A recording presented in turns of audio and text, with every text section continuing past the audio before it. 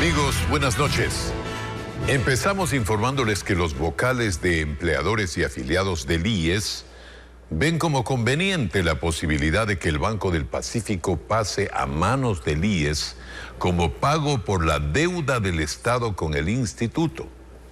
Patricio Díaz nos cuenta que desde el lado de los analistas no son optimistas sobre esa opción. La convocatoria fue de la Comisión de Régimen Económico de la Asamblea. Esta mesa analiza un proyecto de ley que busca que el Banco del Pacífico pase al IES como parte del pago de la deuda que mantiene el Estado con el instituto. En su comparecencia, César Rodríguez, vocal del organismo por los empleadores, ve con buenos ojos esa opción. Permitiría fortalecer no solo las acciones del IES con la rentabilidad que daría a favor de la institución y que permitiría mejorar la liquidez de algunos de los fondos donde vayan a estar las acciones. Luis Clavijo, vocal por los afiliados, también ve conveniente la propuesta. Al hacerse realidad, disminuiría la deuda que tiene el Estado y nos generaría posibilidades de una mejor rentabilidad. Se refirieron a la necesidad de una precisa definición del valor del banco, cuyas acciones están en manos de la Corporación Financiera Nacional. Según la analista Patricia Borja, hay aspectos de la administración del IES que hacen difícil esa posibilidad. Primero, que ya tiene un banco, el BIES, que aunque es de inversión, tiene problemas que no se resuelven. ¿Qué imagen tendrá eso para los clientes del Pacífico? A mí sí me preocupa que si en el Banco del Instituto Ecuatoriano de Seguridad Social las cosas y la situación no está en orden y añadirle un particular sería algo bastante delicado, incluso en términos de la confianza que podrían tener los cuentaahorristas del Banco del Pacífico. Además, el IES no ha realizado una auditoría de la deuda, es decir, no sabe cuánto mismo le debe el Estado y ese es un requisito para el pago de las acreencias. Y esto va en desmedro de la propia institución, porque el Ministerio de Economía y Finanzas siempre señala no hay valores precisos auditados, entonces no puedo pagar. La Asamblea está en la primera fase del análisis. Se debe preparar un informe para primer debate. Pero en realidad hay dos proyectos en dos comisiones sobre lo mismo. Este en régimen económico y el otro en la Comisión de Trabajadores y Seguridad Social, que ya proponía el tema en sus disposiciones. El presidente de la República participó en la inauguración del Foro de Ministros de Desarrollo que tiene lugar en Cuenca y al que asisten más de 30 representantes de países de América Latina y el Caribe. Durante esta jornada, Guillermo Lasso se refirió a la intención del gobierno de insistir en una reforma al Código del Trabajo que facilite la contratación de trabajadores y así reducir los índices de desempleo. Lenín Artieda con el informe. El presidente de la República tuvo agenda en la provincia de La Suay, donde participó de la inauguración del 17º Foro Ministerial sobre Desarrollo de América Latina y el Caribe. Antes de que inicie este encuentro, el jefe de Estado se refirió al plazo que dio al comandante de la policía para que encuentre al principal sospechoso de la muerte de María Belén Bernal. Esperamos que nos den respuesta. Hasta el fin de semana el general de la policía está haciendo un trabajo dedicado en el Ecuador y en el exterior. Más tarde Lasso se trasladó hacia el cantón de Elec, en donde continuó con la entrega de viviendas. Entre ayer y hoy son 420. Mujeres son las beneficiarias del 80% de estas soluciones habitacionales. Aquí el primer mandatario contaba que en estos meses se evidenciará la inversión social que realiza el gobierno. 4 hospitales vamos a entregar en los próximos 6 meses, 3 en este año y el 4 en el primer trimestre del año 2023 y 16 unidades educativas en todo el Ecuador.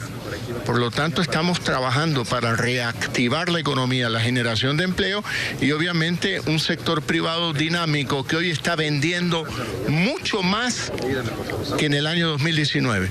También habló sobre desempleo y de los planes que tiene el régimen para continuar reduciendo este indicador. A través de inversión y a través de una reforma laboral que promueva la generación de empleo. Lastimosamente, la clase política solamente piensa en ellos y dicen que una reforma laboral es precarizar el trabajo. No, no es así, porque hoy tiene una vida precaria. Un empleo es la oportunidad para salir de la precariedad. Así que vamos a seguir luchando por eso. Y no descartó que el tema laboral sea incluido en la consulta popular una vez que se conozca el pronunciamiento de la Corte Constitucional sobre las 8 preguntas originalmente remitidas. Estamos considerándolo, pero no hay una decisión final. Es un tema muy importante para generar empleo en el Ecuador y reactivar aún más la inversión. El presidente también destacó que 40.000 personas se han beneficiado en todo el país de la entrega de créditos al 1% de interés a 30 años plazo. Dijo que son los préstamos más baratos del mundo. Los diálogos entre el sector indígena y el gobierno continuaron este jueves. Esta vez se instaló la mesa de salud. Allí se propuso, entre otras cosas, que la medicina ancestral sea institucionalizada. Carla Delgado nos amplía. La búsqueda por acuerdos no se ha frenado desde el pasado 7 de julio entre representantes del sector indígena y el gobierno. Este jueves se instaló la mesa número 8 relacionada con la salud, tema que desde el principio fue prioritario para los pueblos indígenas. La demanda de un presupuesto urgente incluso fue uno de los 10 puntos por los que se movilizaron en junio pasado. Gary Espinosa, presidente de la FENOCIN, indicó que insistirán con que el gobierno cumpla con el decreto de emergencia para abastecer a los hospitales de medicinas. Pero no solo eso, advirtió. También tenemos planteamientos de que se generen, programas de salud, de prevención de enfermedades primarias en las comunidades. Esto es, tantas enfermedades que existen, que provienen fundamentalmente de la falta de buena agua, de agua de buena calidad. También dicen buscarán estrategias para que se reabran subcentros de salud que permanecen abandonados. Y aunque de la medicina ancestral no se había hablado, agregaron que aprovecharán estos encuentros para hacer pedidos al respecto. Quisiéramos nosotros que desde el ministerio no solo sea atendido como una situación algo sencillo, algo folclórico, sino que se institucionalice, es lo que nosotros estamos pidiendo. También este jueves continuaron los debates en torno a la Mesa de Seguridad, Justicia y Derechos Colectivos, en donde, según señalaron, aún hay más divergencias que acuerdos. Es que, como lo hemos dicho desde un principio, nosotros vamos a respetar la independencia de funciones, el Estado de Derecho, lo que resuelvan las autoridades judiciales. Hay una política de criminalización y, sin embargo, el Ecuador es suscriptor del Acuerdo de Escazú, que precisamente es un mandato establecido por las partes a nivel internacional para que se evite la criminalización a luchadores y defensores de derechos humanos. Este viernes los debates continuarán. La idea es ir cerrando la discusión, incluso si no se llegaran a acuerdos. La Procuraduría General del Estado pide al juez que dejó en libertad al exgerente de Petroecuador, Alex Bravo, que le ordene pagar la millonaria reparación que debe al Estado por sus sentencias de corrupción, so pena de un nuevo proceso penal por incumplir una decisión judicial. Jacqueline Rodas nos explica.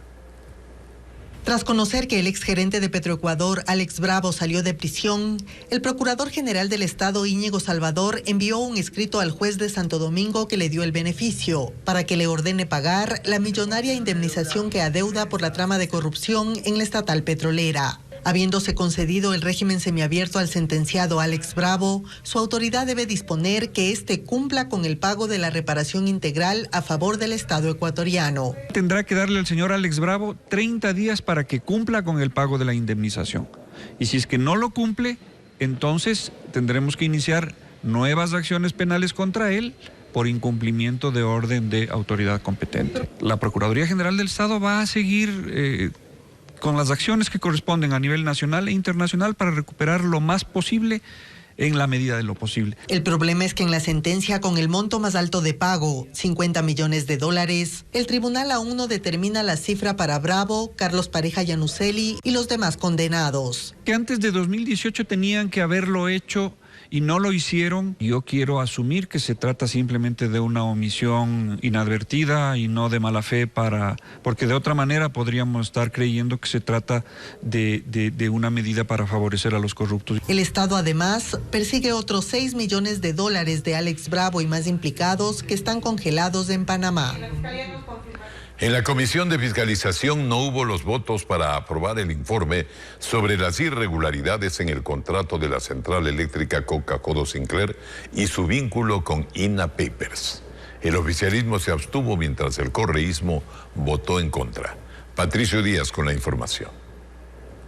El informe presentado por el presidente de la Comisión de Fiscalización, Fernando Villavicencio, señala las deficiencias en la construcción de la hidroeléctrica Coca-Cola Sinclair, como cerca de 17.000 fisuras. Por eso, recomendaba que el gobierno no reciba la obra. La empresa fiscalizadora Sinohydro y Coca-Cola Sinclair, las máximas autoridades del gobierno de ese entonces, autorizaron la recepción provisional de la obra el año 2016 y el arranque de la planta, reitero, pese a conocer a esa fecha que ya existían miles de fisuras. Pero también incluía una investigación sobre la relación del caso INA Papers con este proyecto. Cerca de $54 millones que existen en las cuentas de Sinohydro destinadas al pago de comisiones maquilladas con consultorías. Y parte de esos recursos fueron drenados a la empresa INA Investment Corporation, creada por el hermano de Lenín Moreno. Sin embargo, para su aprobación se requerían 5 votos y solo se alcanzaron 3. El correísmo votó en contra. Hay una contingencia para ese problema. Hay una garantía. Hay 2 entidades que están inclusive en un litigio internacional actualmente por ese problema. El oficialismo se abstuvo. Explican que esto puede influir en un arbitraje internacional que ya se tramita sobre el tema. Habrá que esperar a ese laudo y esa ejecución de ese laudo. No podemos seguirnos cargando arbitrajes internacionales con laudos internacionales que lo que hacen esos laudos es ir en desmedro de los recursos públicos de los ecuatorianos. Villavicencio anunció que a pesar de la negativa presentará el informe a Fiscalía para que realice las investigaciones que corresponda. El nuevo desacuerdo en la elección de presidente definitivo del Consejo de la Judicatura gira en torno al origen de la terna. El presidente de la Corte Nacional de Justicia dice que es su potestad elegir a los candidatos, mientras otros jueces y el titular del Consejo de Participación consideran que la decisión es de los 21 magistrados que conforman el Pleno de la Corte. Jacqueline Rodas con las distintas posturas. En 2 ocasiones, el presidente de la Corte Nacional de Justicia, Iván Saquicela, ha enviado ternas para elegir al titular definitivo del Consejo de la Judicatura, pero el Consejo de Participación Ciudadana no ha dado trámite. Ahora lo tiene que hacer por mandato constitucional, pero Hernán Ulloa considera que los nombres no debe escogerlos solamente Saquicela, sino los 21 magistrados.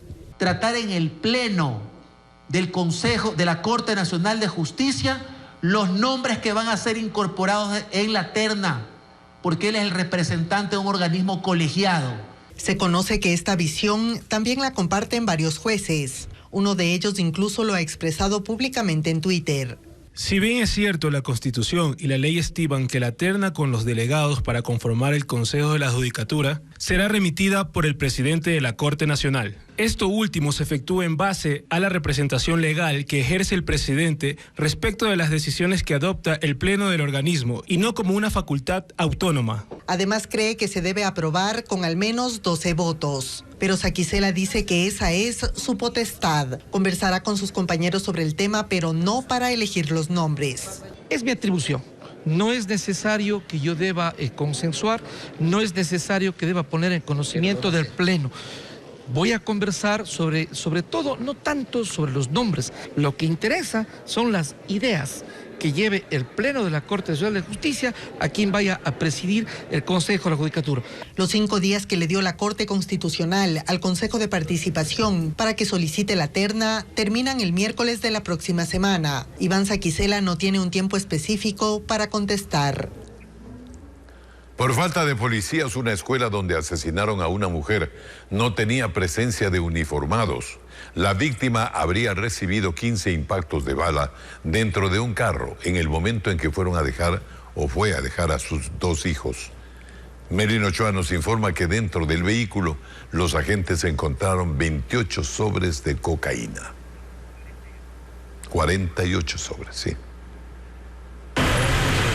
En el asiento del carro quedó el cadáver de esta mujer de 42 años, quien habría recibido al menos 15 impactos de bala en la cooperativa Horizontes del Fortín. Presenta 3 antecedentes en el sistema SIGNE por sustancias sujetas a fiscalización. Según la policía, luego de que la víctima dejó a sus 2 hijos de 9 y 10 años en la escuela, se quedó conversando con la directora del plantel en la esquina. Ahí llegaron 2 hombres en una moto. Uno se bajó y la asesinó dentro del carro. Luego el vehículo rodó para atrás 5 metros y se estrelló contra la pared. Pero dentro del auto, los agentes encontraron cocaína. Se encontró en posesión de la hoy fallecida 48 funditas, presumiblemente sustancia sujeta a fiscalización. Y justamente aquí en esta esquina, a pocos pasos de la puerta principal del establecimiento educativo, estaba la directora del plantel. En medio de la balacera recibió un impacto de bala. Fue trasladada a una casa de salud y su situación es estable. Cuando yo escuché bien, yo lo que hice fue tirarme al suelo. Mi otra hija tirarse al suelo con mi nieta por temor a cualquier bala perdida. El crimen sucedió la mañana del jueves en el sector de Nueva Prosperina, un amplio distrito que incluye 6 extensas cooperativas, las más peligrosas en el noroeste de la ciudad. Ahí existen 200 planteles educativos, pero por falta de policías, solo 30 cuentan con la presencia de uniformados a la entrada y salida de clases. En las 3 jornadas de unos 600 policías que necesitaríamos únicamente en el caso de brindar seguridad a establecimientos educativos. ¿Y cuántos tienen? Actualmente en nuestro distrito, en el área operativa, contamos con 350 para cubrir toda la situación de... Todos los delitos. El patrullaje en los diferentes circuitos de responsabilidad. La ministra de Educación indicó que dentro del plan Escuelas Seguras se tiene previsto colocar más tecnología. Está haciendo una compra adicional de cámaras de seguridad que serán instaladas en instituciones educativas a nivel nacional, más de 3.000 nuevas cámaras de videovigilancia que serán enlazadas. Aunque la funcionaria no indicó desde cuándo empezarán a funcionar dichas cámaras. El plantel donde se registró el crimen más reciente no estaba incluido en ese listado de escuelas priorizadas. Sin embargo, un patrullero había pasado por el lugar media hora antes del hecho.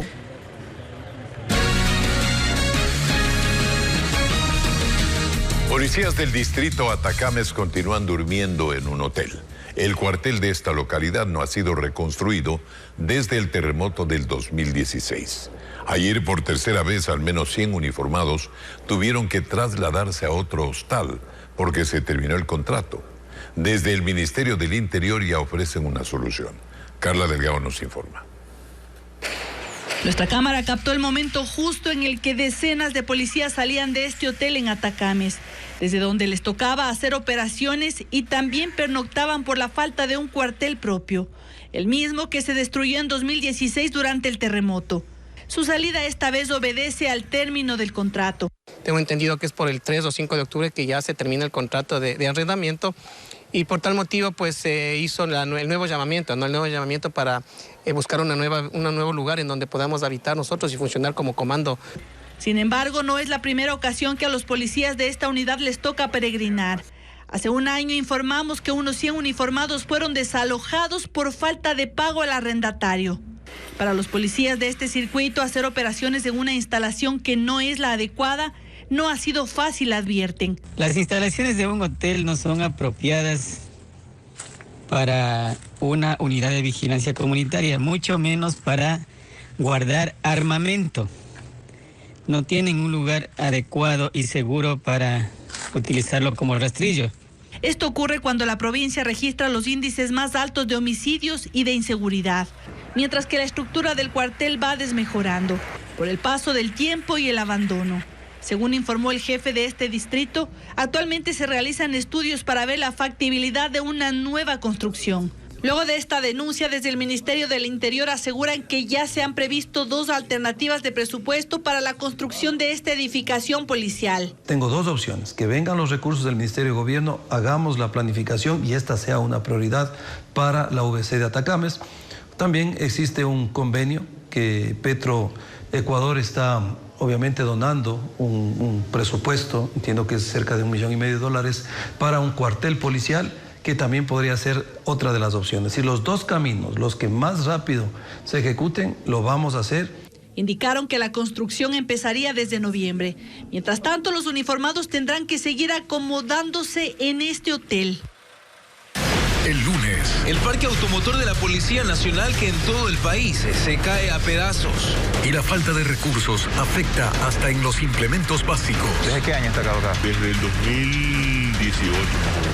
Y si hay una balacera, que Dios nos ayude y que todos salgamos con vida. Un informe especial de Televistazo deja al descubierto las precarias condiciones de la policía en un desigual combate con la delincuencia. Un especial de Televistazo estelar, el lunes a las 7 de la noche por Ecuavisa. En la Armada se investiga un caso de violencia de género. Una tripulante fue herida en la base naval sur de Guayaquil durante el festejo de un cumpleaños. Los implicados fueron removidos de sus funciones y se instaló un consejo disciplinario. Paul Romero con este caso. Los hechos ocurrieron el 1 de julio en el Departamento de Talento Humano de la Armada en la base naval sur de Guayaquil. Una fiesta de cumpleaños terminó en agresión y violencia en contra de una tripulante. Según el parte correspondiente, la mujer fue ingresada al hospital naval por heridas en el labio y la cavidad bucal. La víctima fue atendida por emergencia por una lesión de lengua por mordedura.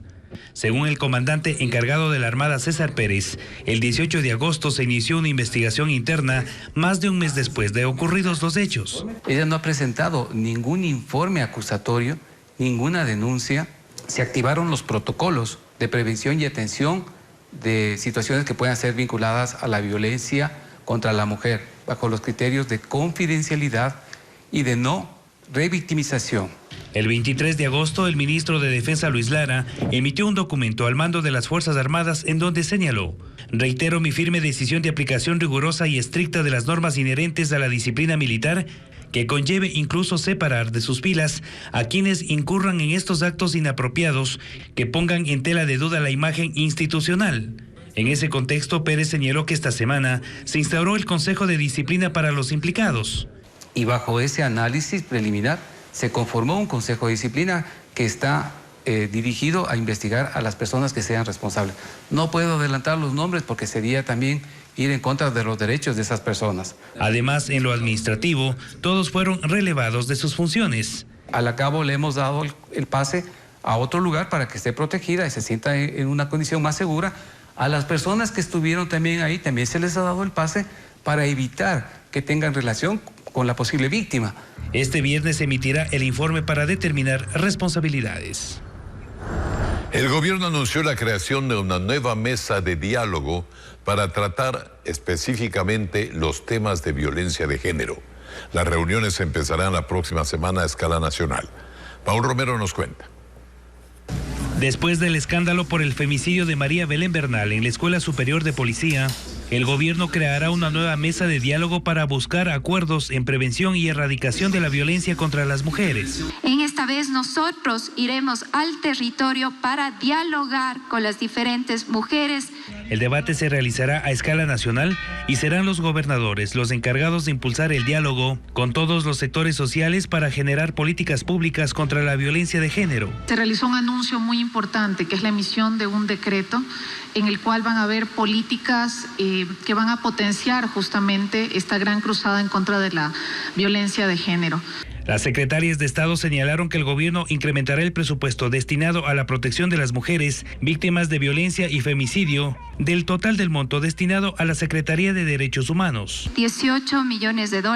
Queremos garantizar que esos recursos lleguen efectivamente rápido y oportuno para que poder garantizar la vida de las mujeres y de sus niños. Pero de este monto no se especificó cuánto se destina a los planes y programas para la erradicación de la violencia de género y el mecanismo que se implementará para destinar más recursos. Continuamos. 2 jueces de Guayas solicitaron a la Interpol la difusión roja para localizar a Jorge Enríquez, quien fue jefe de compras públicas en el Hospital Teodoro Maldonado Carbo del IES. El pedido lo hizo la Fiscalía de Guayas, que investiga al exfuncionario vinculado en 5 procesos por peculado y delincuencia organizada. Bessie Granja nos informa. El nombre de Jorge Enríquez se conoció en 2020, en plena pandemia. A él la Fiscalía lo acusa de ser parte de una supuesta red de corrupción que operaba en el Hospital Teodoro Maldonado Carbo del IES en Guayaquil. Fue jefe de compras públicas y junto al exgerente Luis Jairal Azunino habría escrito millonarias compras con sobreprecios a través de convenios de pago, tal como lo indica el proceso que lleva el fiscal encargado del caso. Tras 2 años de investigaciones abiertas contra él, 2 jueces penales de Guayas pidieron a la Interpol la difusión roja para su localización. A él las autoridades lo investigan por peculado y delincuencia organizada. César Suárez es el fiscal que lleva 3 procesos en contra de Enríquez y explica el perjuicio ocasionado al IES. Dentro de los 3 casos tendríamos identificado un perjuicio aproximadamente de casi $2.700.000, que obviamente la Fiscalía al momento que sea convocada a la audiencia de juicio tendrá que solicitar la respectiva reparación al Estado. En contra del señor Enrique actualmente existen 2 autollamamientos a juicio. La primera solicitud a la Interpol fue hecha este miércoles por el juez de garantías penales Patricio Vidal. Este jueves se dio paso al segundo pedido por parte del magistrado Roberto Calderón de la Unidad Judicial Sur Penal. Y teniendo en consideración que teníamos el reporte migratorio en la cual se estipulaba que el mismo del año 2020 salió del país con destino a Miami, Estados Unidos, la Fiscalía fundamentó se solicite el respectivo reporte al Interpol, esto es en alerta roja, a efectos de que todos los países que tengan convenio con esta institución procedan a la localización. Desde 2018 hasta 2021, en el Hospital Teodoro Maldonado Carbo, la Fiscalía abrió 30 procesos por delitos como peculado, robo y tráfico de influencias. Más noticias. El hospital de Bahía en la provincia de Manabí fue entregado después de 3 años de haberse iniciado su construcción.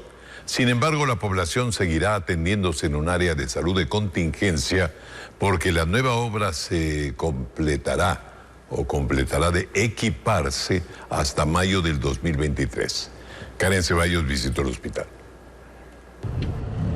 Quienes requieren atención médica en el Cantón Sucre, en Manabí, deben llegar hasta aquí, el hospital de contingencia que se instaló tras el terremoto del 2016. La calle y la vereda se han convertido en la sala pública de espera, donde a diario hay familiares de pacientes, como Virginia y su nieto, Fernando, de 5 años. Bastante incómodo. Mal. Es mal, escuche. Porque este banco está quebrado. Durmiendo aquí, botado aquí afuera, como quiera. Si uno le pide un ingreso adentro, se ponen bravos, no dejan ingresar. La esperanza de los habitantes de ese cantón es este nuevo hospital, el Miguel Hilario Alcíbar, que tiene una capacidad de 80 camas y un espacio de 12.000 metros cuadrados, que después de 3 años ha terminado de construirse y hasta donde llegaron las autoridades para hacer un recorrido. Para poder constatar de que la obra ha sido terminada, ¿ok? Tenemos una inversión de $30.9 millones, más impuestos, una inversión total de casi $35 millones. Para quienes integraron la Veeduría Ciudadana de Seguimiento a la obra, lo importante es que esta pueda ser utilizada pronto. Ahorita estamos con un elefante blanco, bellísimo, lindísimo, terminado en el 100%, es verdad, pero ahora nos falta otra lucha, que es la del equipamiento. Esa parte, la de los equipos, le corresponde al Ministerio de Salud. El coordinador zonal refirió que hay un presupuesto de más de $8 millones y un cronograma por cumplir. El 23 de mayo del 2023 se terminará de completar el equipamiento que especialmente es importado. Por lo pronto se anunció que para noviembre de este año se prevé pasar parte de las atenciones del Hospital Contingencia a la nueva Casa de Salud, para habilitar la atención por fases. Una denuncia de vecinos alertó que policías ingerían licor en un local de la zona sur de la ciudad de Quito y en pleno horario laboral. Las autoridades recalcan que acudieron al llamado y constataron que 2 de los uniformados continuaban en el sitio, por lo que se iniciarán acciones administrativas. Rafaela Hermida tiene imágenes. Policías de la unidad motorizada que llegaron hasta esta licorería ubicada en Quitumbe, sur de Quito. Luciendo su uniforme, permanecieron en el lugar cerca de 8 horas, según la denuncia ciudadana. En los videos se ve cómo llegan y dejan estacionadas las motos, mientras ingresan al local aproximadamente a las 10 de la mañana. Indignado, el vecino que captó estas imágenes cuestiona el accionar de los uniformados en pleno horario laboral, mientras en Quito se vive una creciente ola delictiva. La Comandancia General de Policía confirmó que ya en la noche efectivos del distrito Quitumbe se trasladaron al lugar, donde hallaron a 2 de los policías, armados, con uniforme y en las motos con aliento a licor. Por lo que, según el parte, se procedió a retirarle su arma de dotación. Pues al llegar al punto, el señor jefe de control, a cual se le designó para que verifique la novedad, pues se encuentran de que en realidad se trataba de 2 miembros policiales, los mismos que se encontraban a las afueras de dicho establecimiento. La institución informó que una vez que se levantó el parte, se inició una investigación y un sumario administrativo. No, ellos están laborando. Como le digo, no podemos, si no existe una investigación previa que determine la culpabilidad de ellos, no podemos nosotros suspenderles o alguna situación así. En 30 días que termina el proceso, se definirá las posibles sanciones para los uniformados. Y amigos, es el momento de revisar la información deportiva con Luigi Marchele. El tema Independiente del Valle, que se alista para jugar una nueva final internacional. Adelante, Luigi. Pendientes todos del Mundial, ¿verdad? Y a partir de este 1 de octubre arranca la primera fase del 8º censo de población, 7º de vivienda y 1º de comunidades. El proceso se cumplirá online hasta el 31 de octubre para luego continuar con el censo presencial de noviembre próximo. Veamos. En la gobernación del Guayas se conformó la Junta Promotora Provincial para coordinar las actividades en el marco del Censo Ecuador 2022, cuya fase virtual arranca este sábado. Allí participaron funcionarios del Instituto Nacional de Estadística y Censos INEC y representantes de otras carteras de Estado. La fase en línea se extenderá hasta el 31 de octubre. Para ello, los usuarios deberán ingresar al portal www.censoecuador.gov.es, que tendrá un link para acceder a este proceso. Por decreto ejecutivo 425, dispone a todos los servidores públicos a censarse en línea. Esto nos va a facilitar realizarlo desde la comodidad de nuestro hogar y en el horario que nosotros dispongamos. Pero censarse de esta forma no es obligatorio, es solo para los hogares que quieran y cuenten con internet. La segunda etapa del censo es la presencial, que arranca en noviembre. El personal tendrá 36 días para recopilar la información en todo el territorio nacional. El mismo se llevará a cabo a partir del 7 de noviembre al 18 de diciembre, con 3 jornadas que comprenderán de 12 días. 18.000 censistas aproximadamente a nivel nacional realizarán este levantamiento de información y adicional a esto las viviendas van a quedar georreferenciadas. Según las autoridades, el INEC posee más de 300 sedes operativas para el desarrollo del censo.